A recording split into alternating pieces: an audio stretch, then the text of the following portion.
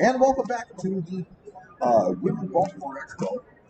Matt and I, Coach Show Podcast, we are joined right now by another special guest. Our next guest is Rohan. He is the president of Heritage Auctions, which is the world's largest coin company. Welcome to the show, Greg. Thank you. Great to be here. This is really fun for us, you guys. I don't think that we haven't had this many interviews. It's interview intense. Yeah, normally we set up our interview. We know a week out or 2 weeks out that we're going to have somebody, so we schedule it. This is just rapid fire, and I love it. I mean, we knew you were coming, but we've done a couple already this morning that were just like, hey, let's do something real quick. So it's been kind of an interesting morning for us. But the reason that we're here, I think, is people are very interested in your take on the coin market right now. And I think that it would be fun to have a conversation about how you feel the market's doing. Sure. It's a great question. I get asked that question often. The good news is the coin market is really healthy. It's really vibrant. It's not quite at the highs that it was 2 years ago. 2 years ago, it had really been on like a 5-year straight shot up, and nothing ever, goes up forever. Everything, there's always some adjustments along the way. I would say that overall, the coin market is probably off 10 or 15% from where it was at the absolute high 2 years ago, but much higher than it was 5 years ago. Yeah. So, in your opinion, was it the pandemic that really produced that bump? Absolutely. The pandemic, so many people were staying home. They were spending time on their hobbies. We had record engagement on the Heritage website. On HA.com, we had more than double the number of new members during the 2 years of the pandemic. And that was probably pretty hard for you guys because there were a lot of times where getting people together in an office type situation wasn't a possible thing to do. So how did you guys kind of navigate that in that situation? Was it a lot of work from home? And so I lasted at home for 2 weeks. Yeah, me too. Because my wife works from home, and she would be walking around with her headset on doing her work. My office doesn't have a door on it because it's at the top of some stairs. The dog barks when a butterfly flies past the window. And whatever I pulled out of the refrigerator for lunch is what she had planned to eat. Oh, my. And so now you're that guy in the office. Exactly. So by the end of 2 weeks, to save my 34-year marriage, I think I went back to the office. And so many people relied on auction houses to provide them liquidity, especially during the pandemic. Fortunately, going into the pandemic, more than 95% of the bids that were received in our auctions were done online. So we could easily pivot to online only. Normally, if you come to a Heritage auction session, you might see 10 or 15 people in the room, but there's 4,000, 6,000, 10,000 people bidding all over the world. Right.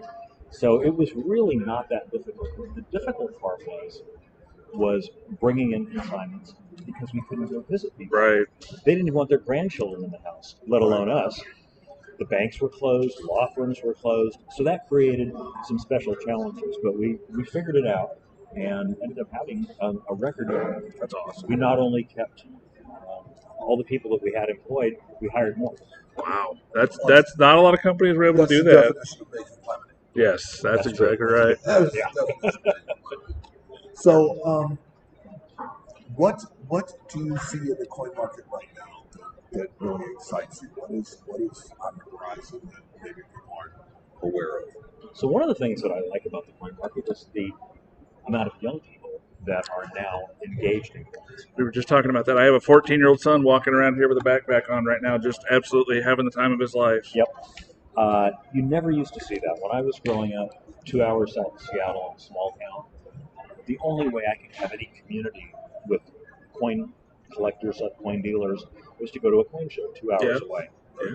Whereas now, because of Facebook groups, social media, these kids are so engaged and they have so many resources.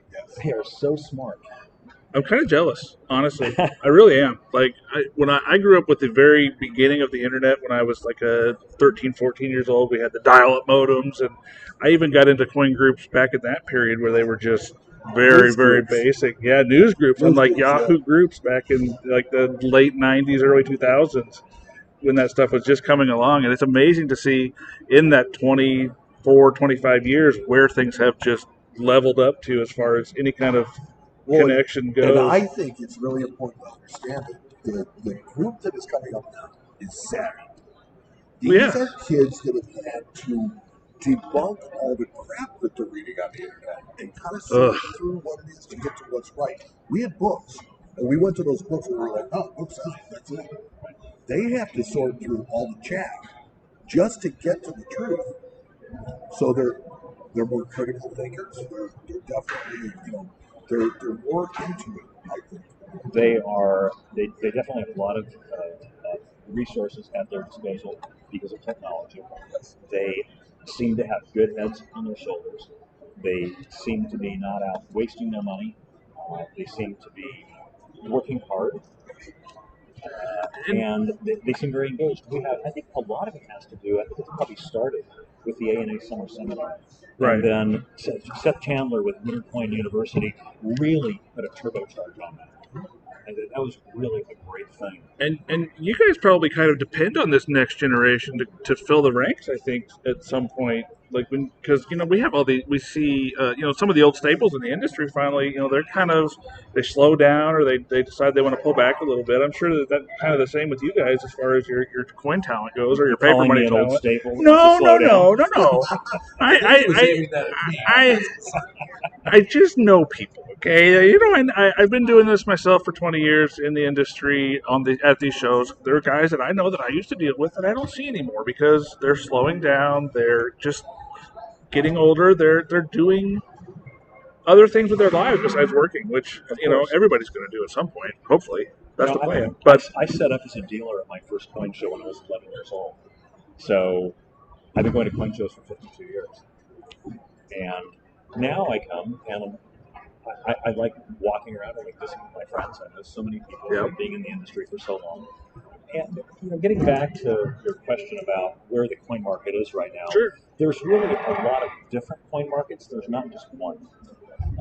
The different coin markets are the coins that are semi-numismatic, really more bullion related, and of course with the price of gold near an all-time high, the value of those coins is very, very high. Right. So those coins are at an all-time high. They are off 10 or 15%. They're up 50% because of the price of gold and the price of silver.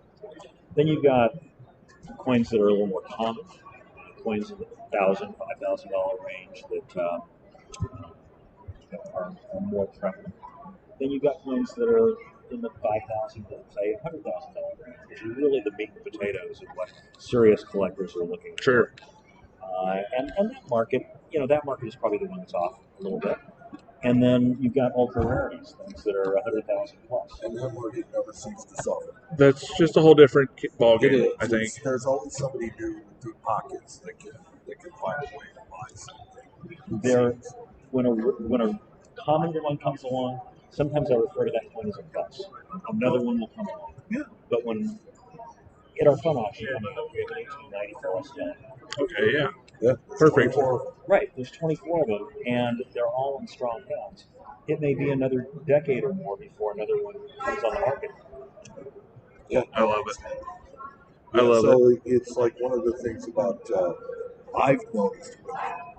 We talked to Chris Karsten for a long time, and she was talking about her cigar shop and how she lives in inventory where so many of them are because they don't come around.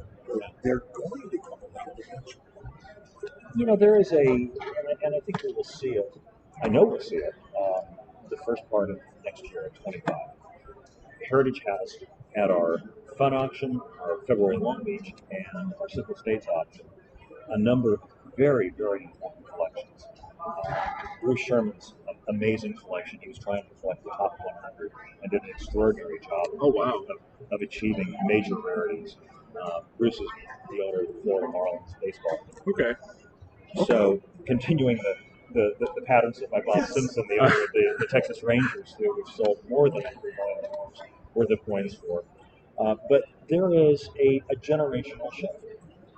And there's a lot of people who are, in their 70s, heading towards 80 or maybe in their 80s, who now is the time that they've decided they're going to save their family the work of trying to figure out how to navigate the coin and currency markets, and they're going to sell the collection during their lifetime and enjoy seeing it with the new generation of collectors.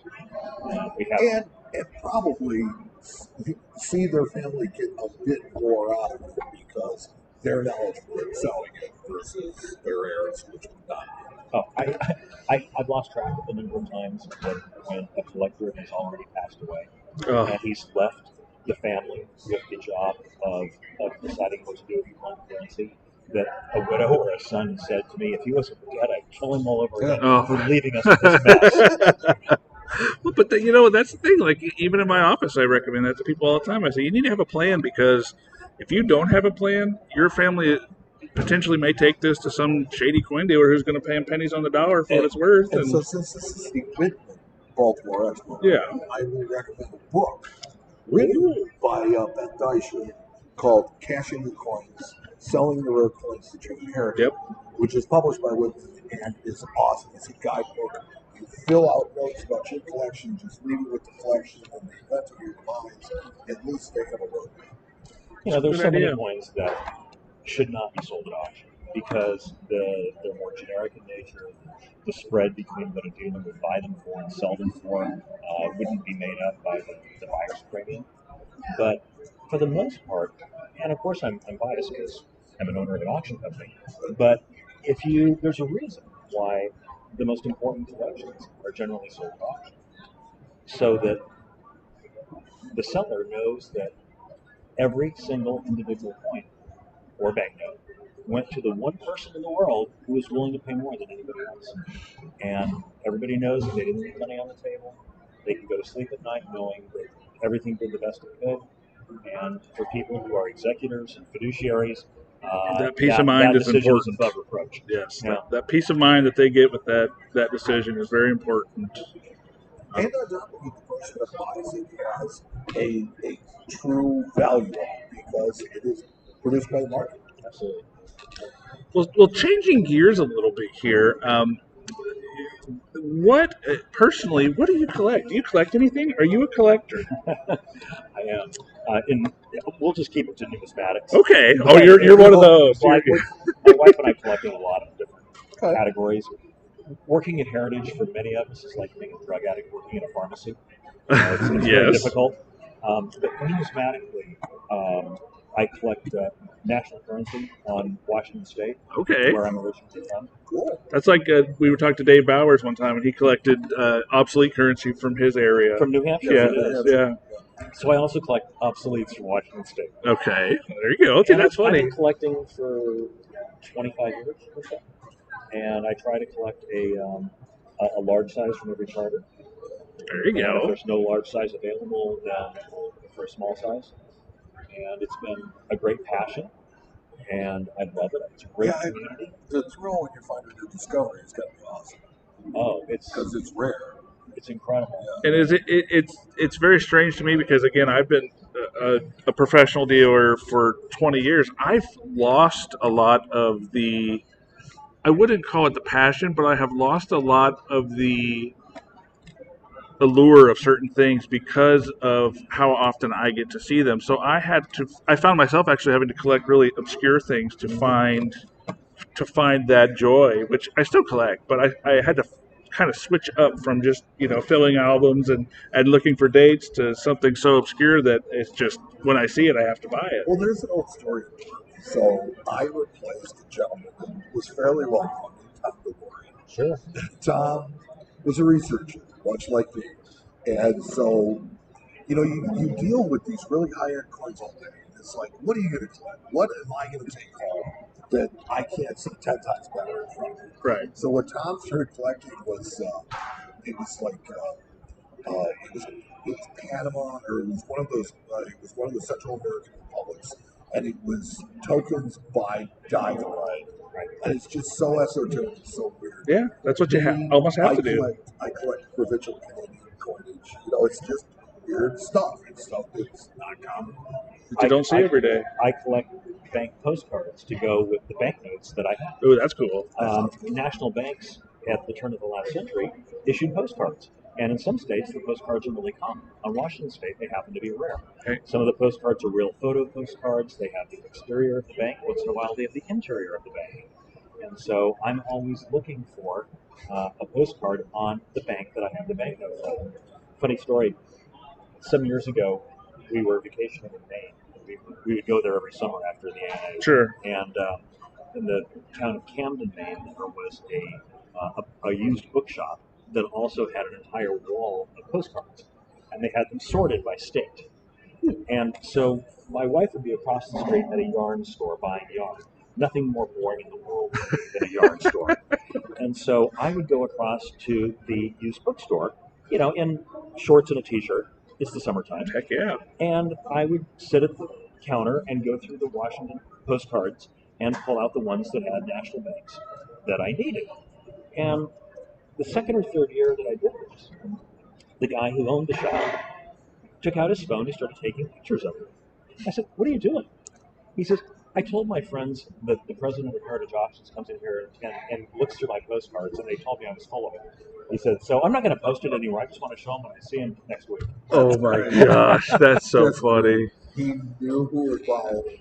But the postcards cost, a real photo postcard might cost $30. Most of the postcards cost $1, $2, $4, and of course the banknotes can be tremendously expensive. But finding the postcards is the hard part. It is, and that's why the challenge is there, and that's why I almost guarantee that you find that enjoyable, because it's just one of those things that they're not expensive, but they're also not available. It's the thrill of the hunt. It's the thrill of the hunt, and that's what we all started, I think, with this.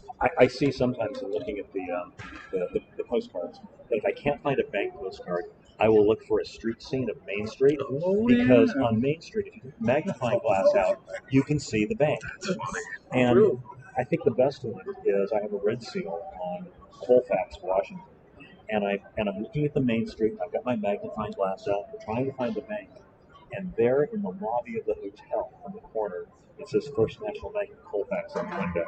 Wow! And I think I paid $5 for the postcard. That's just cool. This is a fabulous moment. So, wow. There's so many different ways that people collect, and there's areas that people collect. Bob Simpson, as I referenced earlier, built just an incredible collection of the best American coins and patterns. And when Bob started selling his collection, the pattern market is a fairly narrow, very highly specialized market. Yes. And we had the first sale, and the patterns brought about 50% more than we dreamed they possibly could. Wow. And then the next sale, they did even better. And what was happening is that we had another dealer write a booklet on how to collect pattern coinage. Andy Lustig did this for us. And it was a wonderful book on how to collect patterns. And we sent it out to a lot of our most engaged clients. And a number of them went, "Hey, this is really a cool area of numismatics to collect."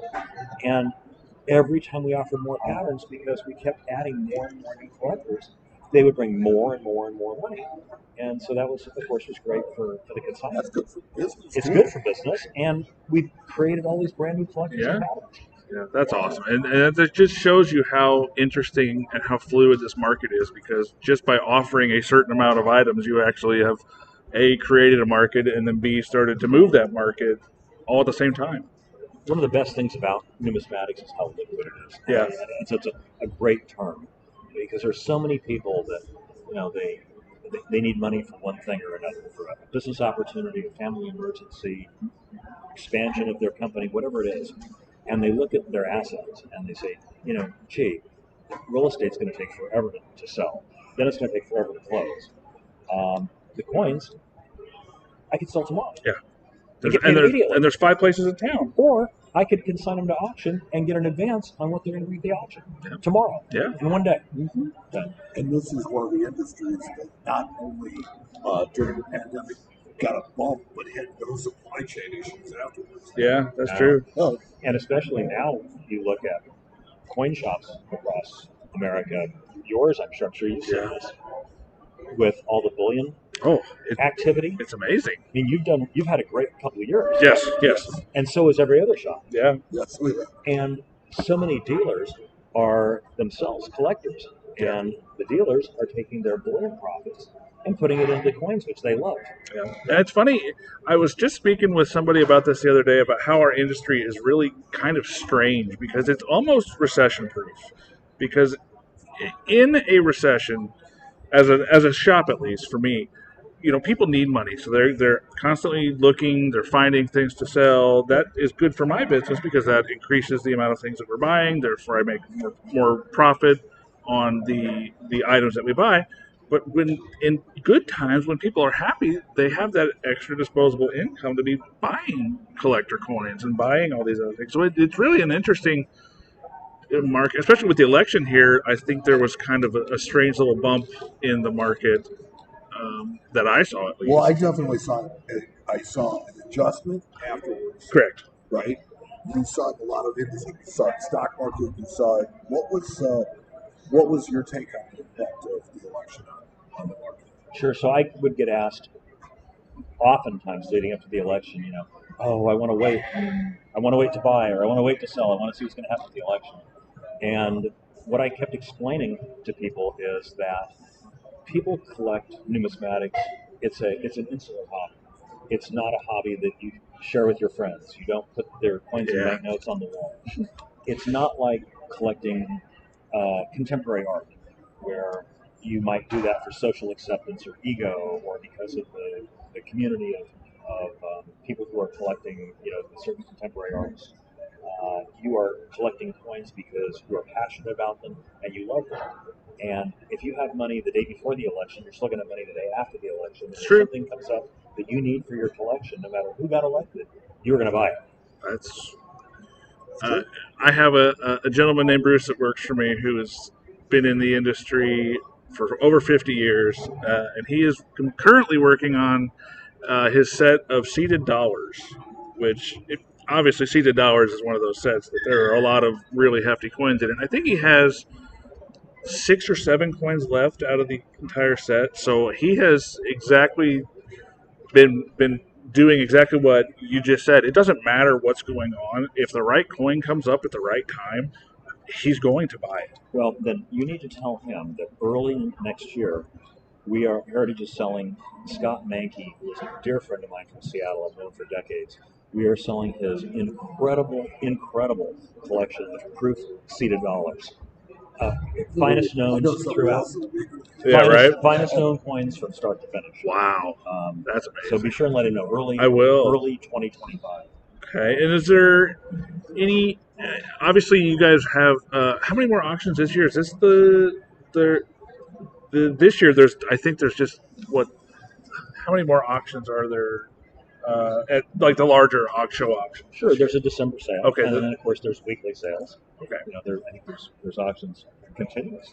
Well, yeah, but I meant people might run into some of these larger collections of coins and finest known examples of collections like that. I think because you guys run. 2, 3, or 4 of those a year with just the large show sales. I don't call them show sales, but they're the very large sales where you're able to look at some of the nicest examples of certain coins that come onto the market. So there's fun always in January. Yep. February Long Beach, Central States this year in Chicago again. Always a great sale. June Long Beach, August Summer A&A, September Long Beach. There's a December Dallas sale. And then there's usually at least a couple more auctions throughout the year that are added to the calendar. So there's really something going on all the time for everyone. Yeah. There's one here at Baltimore too, right? We don't have an auction here at Baltimore. No. Okay. So so a few more than I thought actually. Okay, so like 10-ish. Probably about that. Okay. But, the nice part about the coin market, I think, currently is, and I think as I'm sitting here thinking about it, one of the reasons the market is so good is the stock market is at an all-time high. Right. And people who own stocks, they're probably not selling them, but they feel wealthier on paper. I do. Yeah. I was just looking at mine this morning. I was like, oh, that was nice. Right, wasn't it? Yeah. So you probably feel a little bit more that you could afford something than if the stock market was way low. Yeah. Because your net worth is higher. I mean, that's a fair point. The other thing is that, we went for so long without being able to earn any interest on our savings. And true. now you can earn more than 4%. Yeah, they have the high yield savings accounts that are awesome. Which, I think they're paying 4.5% right now. Yeah. So if you have, let's say you have $100,000 in a high yield savings account, now you're getting $4,500 a year in interest. Yeah. You might feel good about buying a special coin for your collection with that free money. Yeah. I've heard that. I've heard people say that. It's free money. I never got interest. Now I'm getting all this interest. I can add to my collection, and I don't have to take it. Time value of money. But yeah. Well, so what is the favorite thing that you have ever had? That's a loaded question, buddy. Yeah, I would say the family of astronaut Neil Armstrong consigned everything that wasn't needed for the museum or given to the Smithsonian. The family consigned everything to Heritage. It was all certified by a certified collectibles group, and we worked with Neil Armstrong's sons, who were really lovely guys. I'm sure like their father would have been. I didn't know their father, but I got to know. He was a very private man, from what I understand. That's what I understand. Very private. But the sons are cool. They're really great. And he took his gold Robbins medal to the surface of the moon. Right. And he took other coins in his personal packet to orbit in space. And I just don't think it gets much cooler than that. No, it does not. That's pretty awesome. Yeah. And I remember seeing that come by the auction. I was like, man, if only. But it's like, yeah, I have one of those Robbins. Yeah, but this one's been to the moon. Yeah, on the moon. On the moon. Not just to the moon, on the moon. Yes. That's awesome. Well, Greg, thank you so much for spending a little time with us. Is there anything else you want to hit real quick before we let you back to your busy schedule? I think this was great. I've enjoyed the conversation. Yes. No, we've enjoyed it. It's always interesting to have new people that we don't get, to show our audience to get a different point of view. I think that you are definitely somebody that we'd like to have included into the mix. Yeah, happy to do that. Definitely. And if those of you who are watching are thinking about coming to the Baltimore show, I'm going to be here all afternoon today until 5 o'clock at the Heritage booth. If you want to stop by and say hi, get any questions. And I'll be here tomorrow from 11 to 4. And we'll be delighted to meet anyone that comes by. And that's the beauty of these shows. You have access to literally the people that make the market go around. Yep. And you can walk up to them, shake their hand, say hi, ask a question, and pick their brain. And that's the beauty of these shows, why they're so important. And they're all generally very receptive. Yes. I will, if I can add one more thing. Certainly. You made me think of something. Certainly. When I walked in the front door here, the first person I saw was Julian Liebman from Bonanza Coins. Yep. In the mid-1970s, when I was 16 years old, I think, Julian was handling Dr. John Wilkinson's pattern collection, which included Judd 1776, which is owned by one of our clients. The 1907 $20 gold piece, arguably the most valuable coin, certainly my favorite coin in those balance. He also had the Amazonian set, the complete Amazonian set, which is still in Bob Simpson's collection. Bob didn't sell everything; he kept the best, some of the best things. Oh, you're going to keep stuff. Anyway, here's Julian Liebman, captain of the numismatic industry, with the greatest coins I've ever seen in my life. I'm 15 or 16 years old. I walk up, I'm looking at him. He asked me if I've ever seen those before. I said, no, sir. And he says, would you like to hold them? That's my favorite. That's one of my Does favorites. it get any better than that? No, really? no. If I could, one of the first shows we did together, we were walking around the show, and I said, Mike, look at that coin down there. And the gentleman walked over and took it out of the case and handed it to him. In 66 red brown. Yeah, I mean, it was, and we flipped it over on the back, and it's a $750,000 coin. And he's like, "Mike, sit down." Well, hand that to him. Yeah, really? And he's, oh yeah. So I sat down. Got to look at it. It's awesome. It's just that's why these shows are so important, and that's the hardest part to explain to folks who don't come to these shows what that tangible benefit is to be here, and it's just to experience the feel of the market, but B, also running into the folks that make the market go round, and then seeing the coins that you'll never see anywhere else. Seeing the coins, I think, is the most important. That's how you're going to learn. That's Right. how you're going to learn how to grade coins. It's how you're going to learn what coins are supposed to look like. You'll know whether something is high end for the grade, medium, whether it's ugly. That's what I oftentimes tell people. Don't keep your money in your pocket. Wait for the right thing to come along. 100%. Well, again, thank you so much for spending some time with us. Yeah, This was a blast. It was great. Happy to do it. Thank you. Thank you. Thanks so much. Thank you.